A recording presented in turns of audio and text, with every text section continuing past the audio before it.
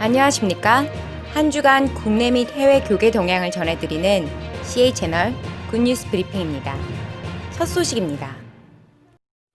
문재인 대통령이 지난 27일 교계 지도자들을 청와대로 초청해 간담회를 가졌습니다.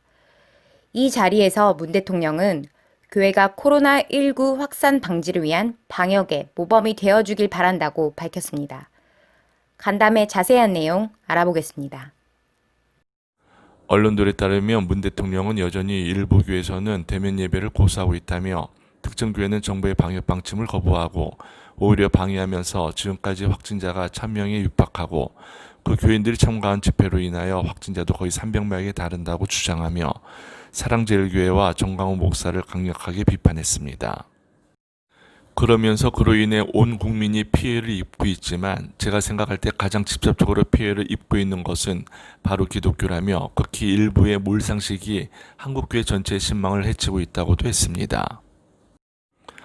또 방역은 신앙의 영역이 아니고 과학과 의학의 영역이라는 것을 모든 종교가 받아들여야 할 것이라고도 덧붙였습니다. 이에 한교총 공동대표회장 김태형 목사는 교회 예배자 중 감염자 많이 나오게 돼서 죄송하게 생각한다며 교회가 정부 방침에 반발하는 것은 국민에게 민망한 일이라고 말했습니다. 그러면서 신앙을 생명같이 여기는 이들에게 종교의 자유는 목숨과 바꿀 수 없는 가치라며 대통령께서 그 어떤 종교의 자유도 집회와 표현의 자유도 지금 엄청난 피해 앞에서는 말할 수 없다고 말씀하셨는데 종교의 자유를 너무 쉽게 공권력으로 제한할 수 있고 중단을 명령할 수 있다는 뜻으로 들려 크게 놀랐다고 했습니다. 김 목사는 기독교의 특수성을 이해해 주셨으면 한다. 기독교는 피라미드 구조와 중앙집권적 상하 구조가 아니라고 설명했습니다. 또 다양함 속에 일치를 추구하는 것이 기독교의 특성이다. 이런 특성과 다양함이 인권을 신장시켰고 민주주의를 지탱하는 힘이 됐다고 덧붙였습니다. 김태형 목사는 코로나 사태의 장기간 지속을 예상할 때 대책 없이 교회 문을 닫고 예배를 취소할 수 없는 것이 오늘의 현실이라며 전체 교회를 막는 지금 형식은 오래가지 못한다. 교회는 결코 동의할 수 없다. 특히 농어촌 교회에서는 온라인 방식의 비대면 예배가 이루어지기 어렵다.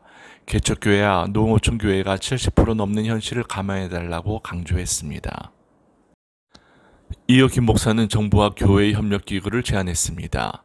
또 김 목사는 방역 인증 제도를 언급하며 기독교계와 중대본, 지자체가 협의기구를 만들고 방역을 잘하는 교회는 차별을 해 방역 인증 마크를 주는 제도를 도입하자고 주장했습니다.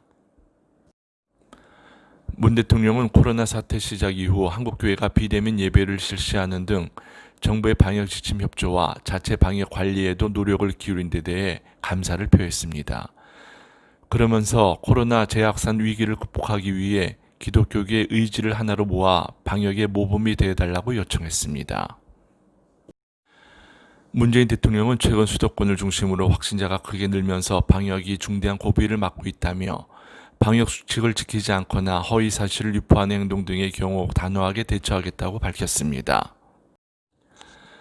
아울러 코로나19로 지친 국민들을 다독이고 국민 마음을 모으는데 한국교회 지도자들이 용기를 나눠주고 기도해 줄 것을 당부했습니다.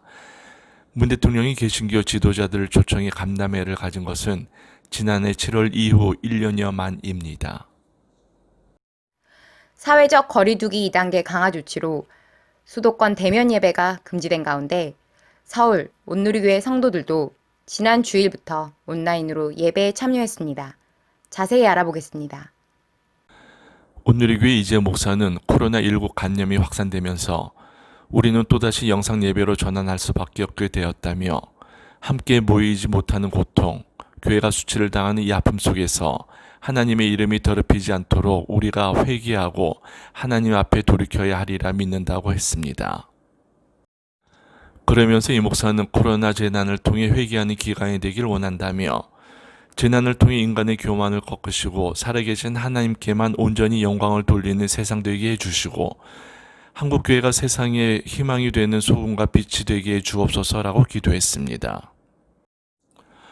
이어 주의 종들의 기도에 귀를 기울이소서란 제목으로 설교한 이 목사는 금주부터 느헤미야 말씀을 통해 하나님의 음성을 듣고자 한다며 하나님께서는 느헤미야를 통해 성벽을 재건하시고 이스라엘 백성이 하나 돼 영적 부흥을 경험토록 이끌으셨다고 말했습니다. 그러면서 이 시대 예루살렘과 같은 대한민국의 모습을 보며 깊은 관심을 가지고 기도해야 한다. 누군가를 정죄하고 비난하는 것에 그쳐서는 안 된다. 하나님의 마음을 품고 느헤미야와 같은 깊은 관심을 가져야 한다. 성벽을 건축하는 데 헌신과 희생이 필요하다고 했습니다. 이 목사는 사회는 희생양을 찾아 공격한다. 누구 탓을 하는 것이 세상의 모습이다. 우리는 아니라고 하는 생각은 헛된 교만이며 한국교회 수치는 우리 죄 때문이다. 이것이 느헤미야의 기도였다. 하나님께서는 느헤미야와 같은 태도로 기도하기를 원하신다고 했습니다.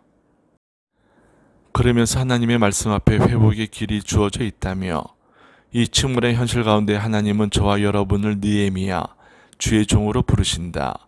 그리고 하나님께서 헌신하는 종들을 통해 이 시대의 역사를 새롭게 변화시켜 주실 줄 믿는다고 희망을 전했습니다.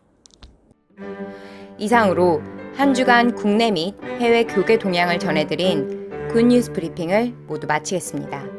시청해주신 여러분 고맙습니다.